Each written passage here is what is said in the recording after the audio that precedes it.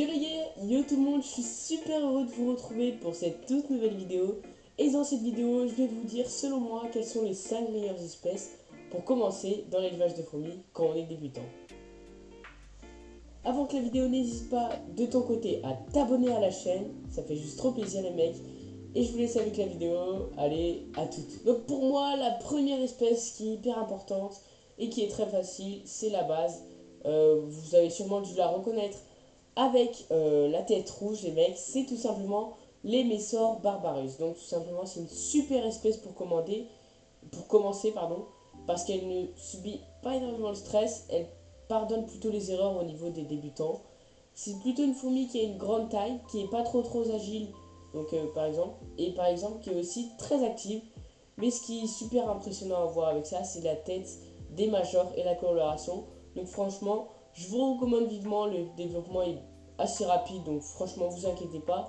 Et vous pouvez même des fois ne pas leur faire de diapos tout simplement, parce que c'est une espèce où t'as pas forcément, la diapose n'est pas forcément obligatoire. La deuxième espèce, les potes, j'ai tout simplement sélectionné les Lasius niger, tout simplement parce que c'est une espèce qui est vraiment trop cool. Le développement est hyper rapide et la quantité de couvains est juste énorme. Et je trouve qu'au niveau de l'observation, franchement, c'est une assez bonne espèce qui est quand même assez agressive.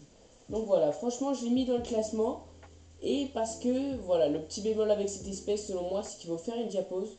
Et quand on est débutant, c'est un peu pénible pendant l'hiver de ne pas pouvoir voir ses fourmis. Donc c'est pour ça que je l'ai mis en deuxième place, parce que si il n'y avait pas de diapose à faire pour cette espèce, j'aurais sûrement mis du coup en première place. Mais il y a aussi un autre petit bémol, c'est la taille, parce que la gine fait à peu près 12 mm à peu près, et les ouvrières font à peu près de 3 à 5 mm. Donc ce qui reste quand même assez petit. On passe maintenant à la troisième espèce. Pour les connaisseurs, vous l'avez peut-être reconnue, et vous allez trouver ça un petit peu étrange quand même, parce qu'elle se rapproche énormément de l'espèce précédente. Il s'agit tout simplement des Lasius emarginatus. Donc c'est des Lasius que j'ai chez moi, et que je trouve qu'ils sont plutôt simples d'élevage.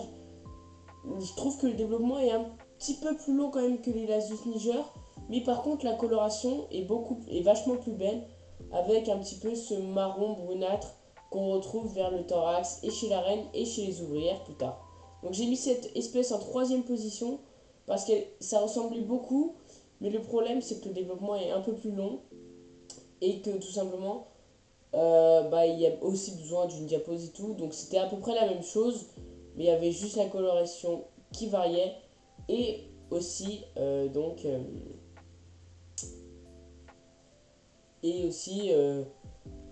du coup j'ai un peu oublié, mais du coup ce que je vous ai dit il n'y a pas longtemps dans la vidéo. Et donc je pense que c'est le moment de passer à la quatrième espèce, et vous allez voir que je pense que sur ce point on va être quand même assez d'accord. Pour la quatrième espèce, je pense que les connaisseurs l'ont forcément reconnue. Il s'agit d'une espèce exotique qui vient d'Asie, il s'agit de la Camponotus nicobarensis. Donc voilà, moi j'ai mis en quatrième place parce que c'est quand même une espèce exotique, donc il ne faut pas faire n'importe quoi. Mais je l'ai mis dans ce classement tout simplement grâce à sa coloration, comme vous pouvez le voir à l'écran, elles sont juste magnifiques. La taille qui fait à peu près 14 à 15 mm. Tout simplement, il y a des majors qui sont juste magnifiques. Pas besoin de diapose, donc juste une pose hivernale à température ambiante. Et le développement qui est juste hyper rapide, beaucoup plus rapide que les Messor barbarus selon moi. 28 jours de l'œuf à l'ouvrière pour cette espèce-là. Pour la cinquième espèce, j'ai tout simplement choisi de mettre les Camponotus barbaricus. Et là, beaucoup vont me dire, moi je la recommanderais pas aux débutants, moi je la recommande quand même un petit peu aux débutants. Parce que certes, le développement est un petit peu long, mais si vous êtes patient, franchement c'est une espèce qui est juste magnifique. Les couleurs de la reine et des ouvrières sont vraiment hyper sympas. C'est une espèce qui est très active et qui a besoin quand même d'une diapose qui a besoin d'une diapose plus chaude. On tourne vers une diapose qui va de 16 à 20 degrés selon les endroits où vous les trouvez. Donc moi j'ai choisi la mienne, elle vient du sud, donc je pense pas leur faire de diapose, tout simplement parce que j'ai regardé les températures d'où elles viennent, parce que le fournisseur m'a dit exactement d'où elles venaient. Et franchement les températures s'étendent de 18 à 22 degrés durant l'hiver, donc la moyenne est à peu près de 19 degrés dans ce côté-là. Donc moi je l'ai quand même mis là parce que c'est une espèce qui est active, qui est très grande quand même. Les ouvrières font quasi 1 cm.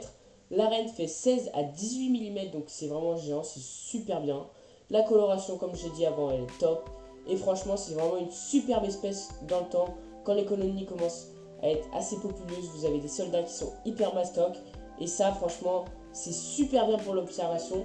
Donc franchement, si vous êtes débutant, que vous êtes patient, que vous commencez avec une espèce un peu endémique et que vous voulez une grosse espèce avec de l'activité, franchement, moi je vous recommande les Camponosus barbaricus, contrairement aux Cruentatus ou aux Liniperda. Les gars, c'est la fin de cette vidéo, j'espère qu'elle vous aura plu. Si c'est le cas, n'hésitez pas à vous abonner à la chaîne comme j'ai dit, à mettre un gros pouce bleu en dessous de la vidéo et à me dire en commentaire quel type de vidéo vous voudriez voir. C'était la myrmécologie en captivité. Allez, ciao les mecs!